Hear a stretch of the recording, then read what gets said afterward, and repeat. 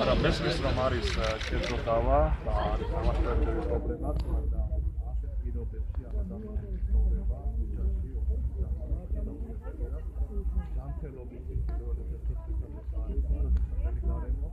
ამიტომაც ეს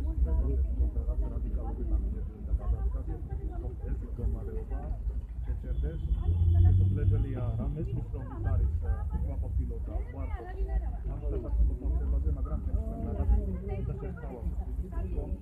ასეთ პირობებში, ასეთ ამბებში, ცხოვრება, სიცოცხლის რისკები და ეს